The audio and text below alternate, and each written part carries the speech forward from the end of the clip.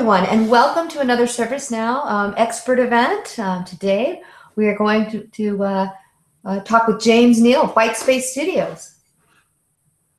Hello, everyone, and welcome to another.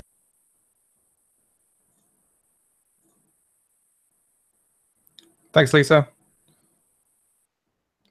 Hi, everyone. My name is James Neal. As Lisa said, I'm from Whitespace, and today we're going to have a look at the Xplore Toolkit and just jump through some of the reasons that I built it, what it can do for you in your developer life, and how it can help you be a better developer, really, or not. Even if you are a great developer, you know how you can solve problems more quickly and just enjoy your job more, I think. So to start, I'll just run through a bit about me. Obviously, my name's James. I live in the UK. I'm a self-taught coder. Been coding for about 15 years now, and I got into ServiceNow about 6 years ago. I immediately jumped into the whole development side of it, and I just love coding. So I got right under the skin of ServiceNow. I did a lot of projects where I was building really complex things, writing complex scripts, and very quickly, you know, the background scripts thing became very much a part of my daily life. Now, background scripts is great. You know, you can do some fun stuff here. I can do something very simple, like add an info message. And I can run this. And as you all know, I can get a nice little printout here. This can get quite tedious, hitting back and forth. And, you know, when you're doing complex scripts and you just want to test things in your development environment or in your own personal developer instance, you can come across times where actually this becomes quite painful. One of those situations is when you're trying to understand how an object works. So in this case, for example, maybe I want to understand how get user works. If I run this, nothing happens. So maybe I can want to print this, and I go to my GLS info, and I can print it. Oh, but I get the Java output of this, of what it is in memory. Now, what I wanted to do here was do a loop through this and find out and discover what was in the object here, and also make it easier for me to run things and be able to investigate into how objects work, what output I'm getting, and do it all from a really easy user experience. And that's why I built Xplore. And when you install Xplore, it comes just via an update set. You can just install it very easily, download it from either GitHub or from the share. If you download it from share, please leave a review. It's always helpful. And when you install it, you'll notice you get this little icon at the top here. You get some glasses. And you can click on this, or you can type it into here, but I don't know anyone that ever does that. Click on this, and it'll open Xplore, open a new instance of Xplore. Now, first things first, you can see here, we've got half the page split into a script input field. That is the most important thing about Xplore and what it does. And I use this almost every day in what I'm doing. It almost becomes second nature because of the things that I can do with it. So I'm going to run through and just show you, for example, the previous thing that I showed you of getting a user. I can run that here, and immediately I get the output of what is inside the object of that user object. That is really powerful, and it's a great way to easily see what things are and what objects contain and be able to jump into them. And one of the things that I sort of figured out while doing this was, you know, sometimes I want to jump into the objects that are inside the objects. And that can be annoying if you're doing a loop and then you've got to capture the particular property and then jump into that.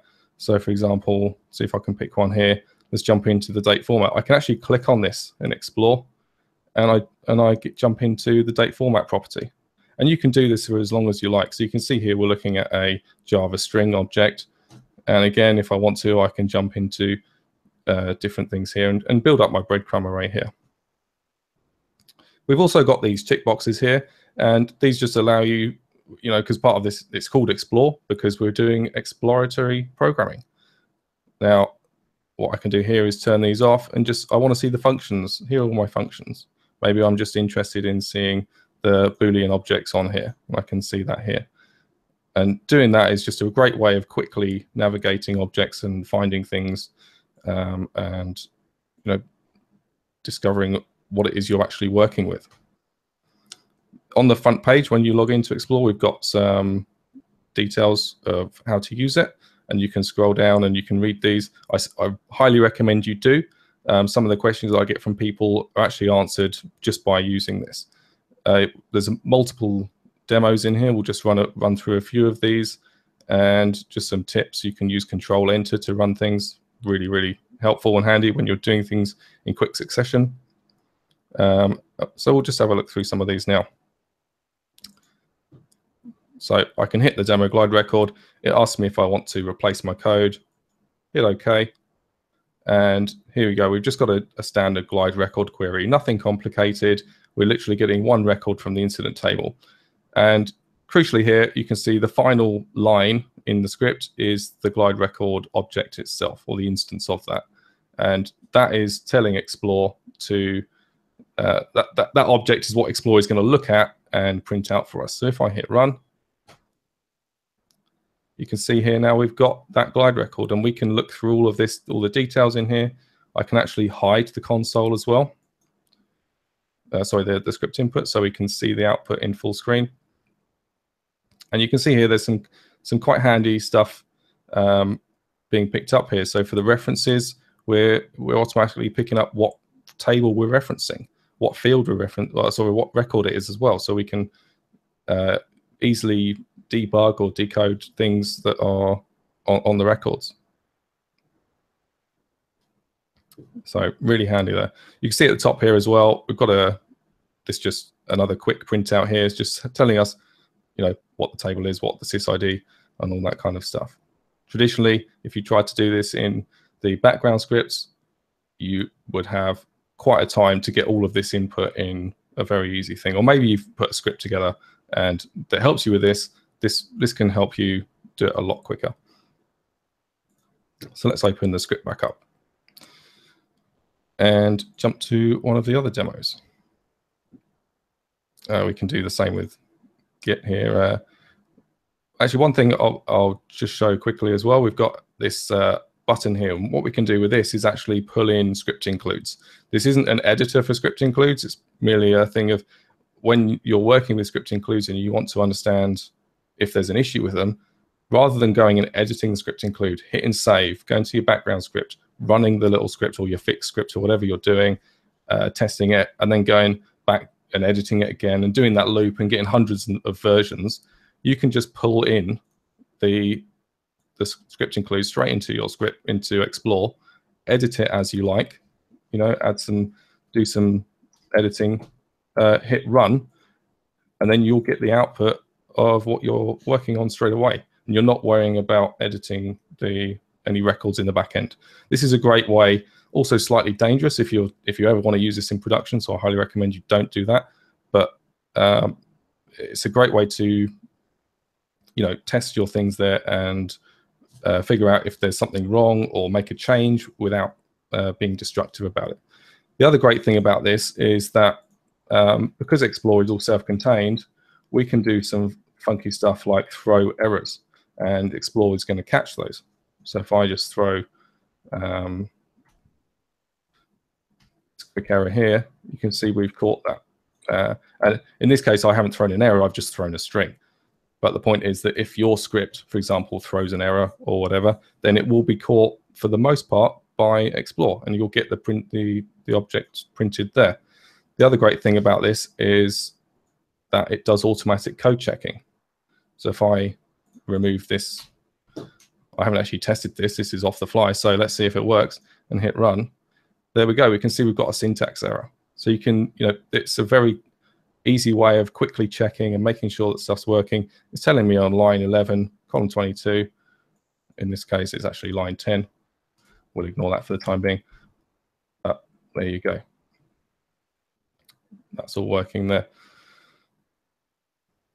Jumping back into the demos here, and just running through what else we can do with the script editor. We can work with arrays. Again, they're objects anyway, so we can work with these, and multi-dimensional array here. We can jump into these and see what they're doing. And this, again, works for really complex stuff. I've done some really crazy scripting stuff here that, you know, you wouldn't be able to do without using Xplore. It'd be very, very difficult. Someone just said it's not a bug, it gets to line 11 before any invalid syntax. Thank you. On the error before. So again, we've done the glide user one here.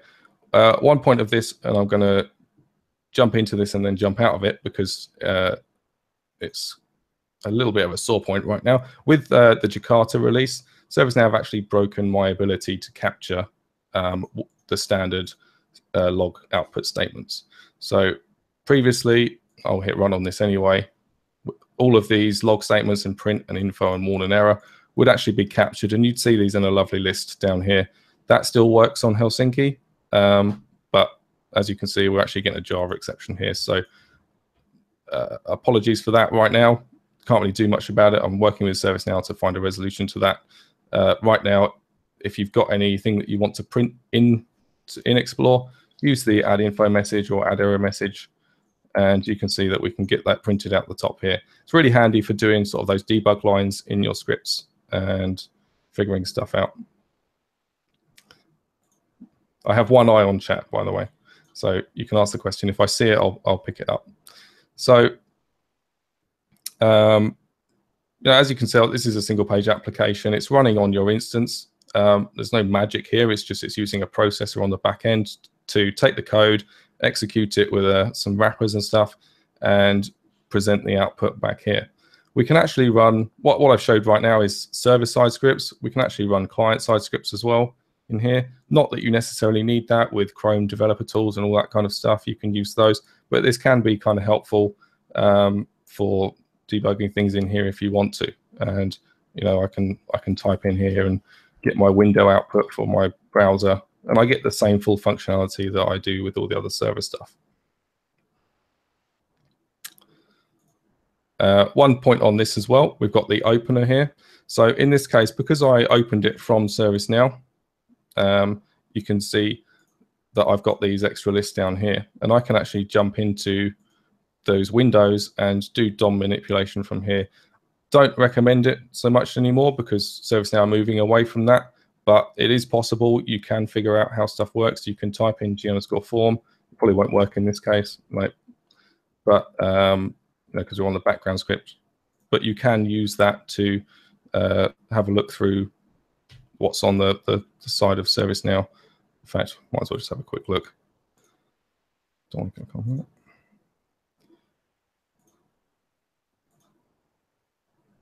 So if I want to form, this is the GSFT main window here, and in Xplore, because ServiceNow has opened it, I can pick that up, and now we can actually jump into what's on that form. It's, as I say, not always used that much. The server-side one is the main priority, but it can be helpful in some cases when you're doing some UI development. So someone's just asked that what's the difference between this and a background script. I kind of alluded to that at the beginning. The difference is that this gives you the full output. There is so much more here that you cannot get in a background script. If we have a look back at the background script here,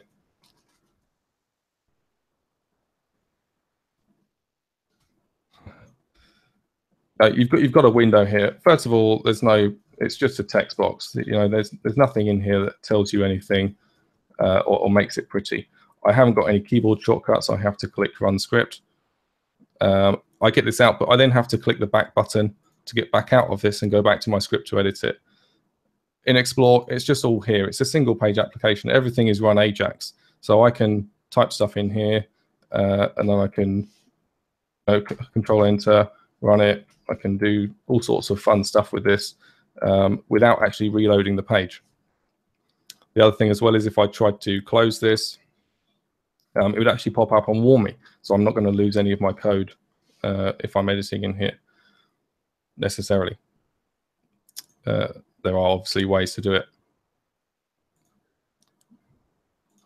So the other thing on here is there's a lot more to this as well. We're just looking at the script side of it right now. Let's have a look at the user data thing, and this is where it gets really funky, really. So you get these warnings up, so you're not accidentally losing code. So what we can do is we've got this user data option here where we can provide data to our scripts, and this is for large text data. I'm not just providing a little string. I'm actually providing a full XML document. Say I'm working with SOAP, say I'm working with REST. I can paste my JSON strings or my my SOAP envelopes or whatever into here, and I can use these in my script just by using this user data variable. And this is immensely handy. If you've ever worked with sort of Postman or any of those other things, you can pull the results out of that, paste them into here, run them with your code in ServiceNow.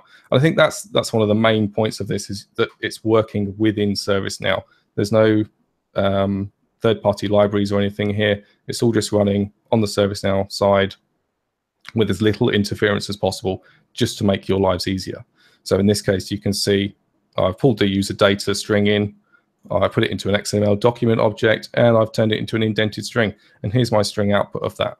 And I can actually then loop through all of the other objects and see what else is in there. Really, really, really handy. We can also do a bit of prettifying here, so you can format your code as well in here without having to go outside of ServiceNow. Yeah, really great. The next thing on here is regex, and this is another big one, I think, for a lot of developers. They're kind of scared of regular expressions in a sense, and I love them personally. I've used them a lot. I use them all over the place. I think they're really great, concise ways of dealing with complex string manipulations or replacements and stuff. Yes, it can take a bit to learn, but it's definitely worth doing if you're on sort of the early stages of getting into this kind of stuff. Just go out there, find some wiki pages or tutorials and learn it. One of the things previously in ServiceNow that prompted me to build this is that there was no good way of testing this. And the ServiceNow expression engine, I don't have this confirmed, but appears to have variations to other regular expression engines.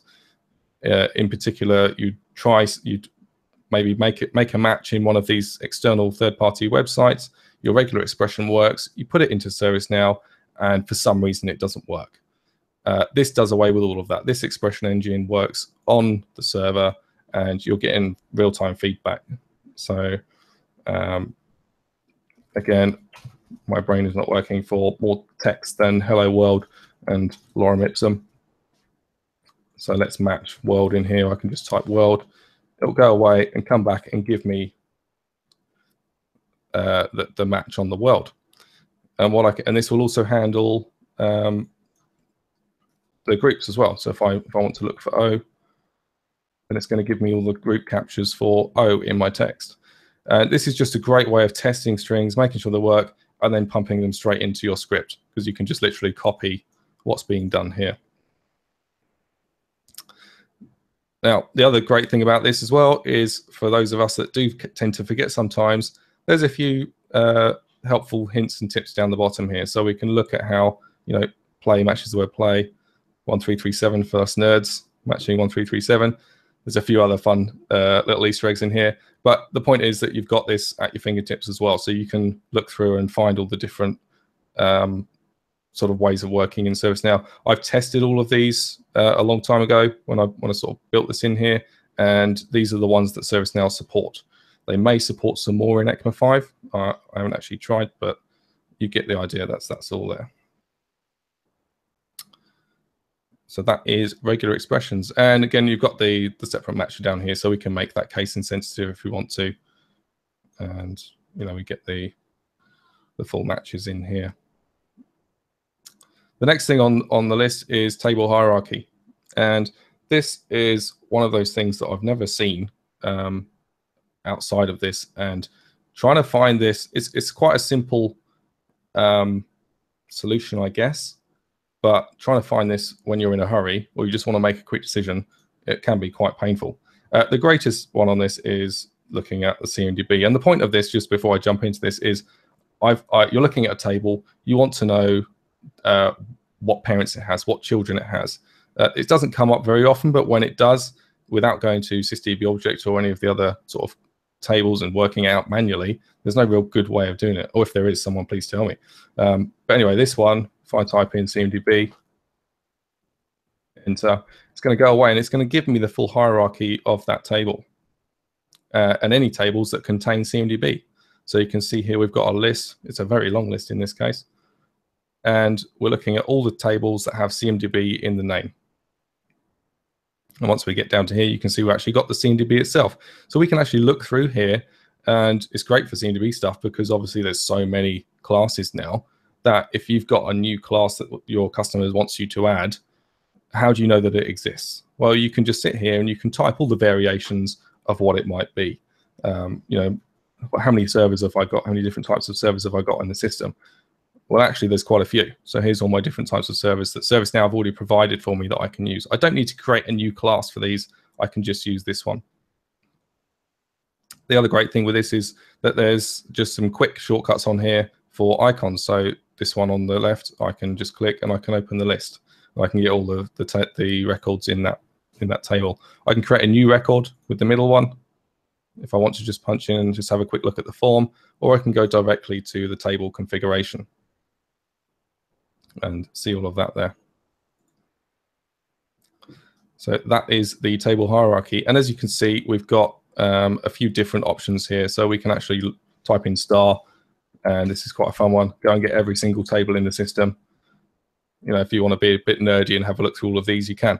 It's a great way of getting all of the tables and seeing exactly what's in the system. And you can read the rest of these and figure that out. But there it is.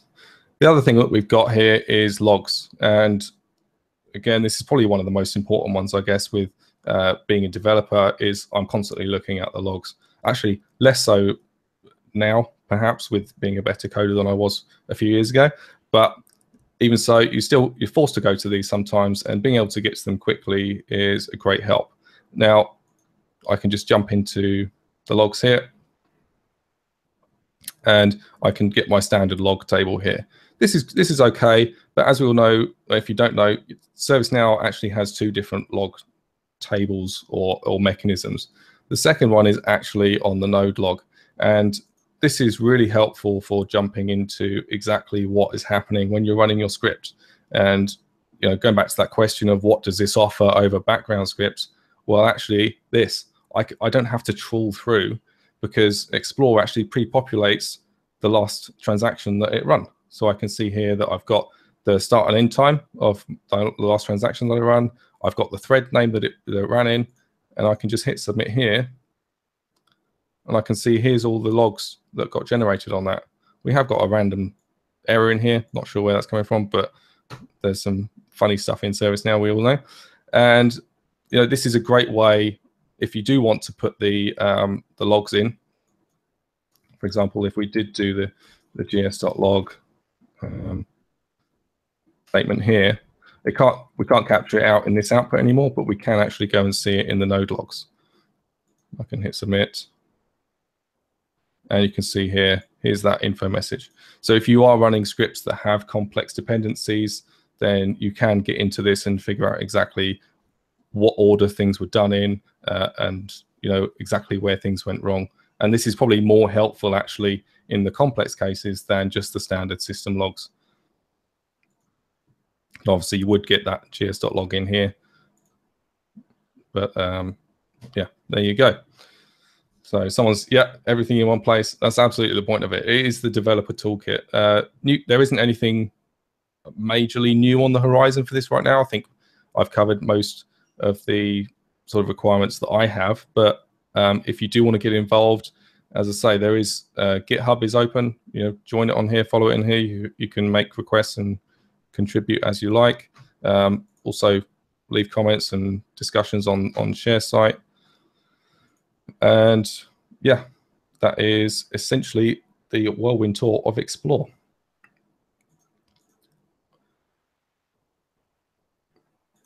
I'm just going to have a quick look through my notes just to make sure that I have covered everything. So one other thing actually that I have missed on here is actually this drop down here. So this gives us a list of all the scopes that are in the system, and you can actually run scripts in scopes. This does it a slightly different way to the background script method, which you can select in here. It actually only gives you global because it's that's the only public scope available, whereas I'm picking up all of them. Bit naughty, but here you go. And we can look into these, and you could, if you're developing your own applications for the store, such as I do, or you're working in private applications within your company, you can use this and run get Xplore output from within your custom app, your private application, your scoped application.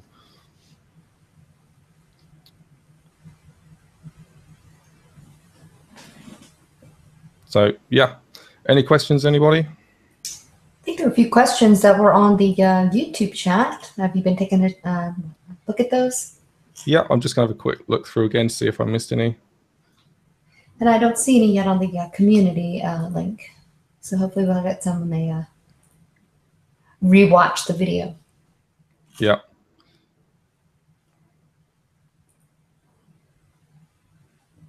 So there's nothing else. I think I've answered them all on there. So can you install this on your dev instance? Absolutely you can. This is a dev instance right here, dev35241. It will probably be dead after this, but there you go. So you can, if you want to install this, you can go to share. Just go, if you turn up on share, easiest place to go is view top downloaded. We'll see how long I'm here, but it's the number 1 on there. So just hit that, log in, hit download, and you can get it. If you don't have a share login or whatever, you can always get it from GitHub as well. Obviously, if you do this, I don't know if you've downloaded it or not. So that's why if you do download it, downloading from share is preferable. Just gets the numbers up and I can see the interest. Yeah, this is currently compatible with Jakarta. I'm currently looking at Jakarta now. And well, this is Jakarta on here. I think I've got, there you go. So if you hover over the little icon, you can get the little tooltip that tells you exactly what version you're on. So on patch 0 on Jakarta.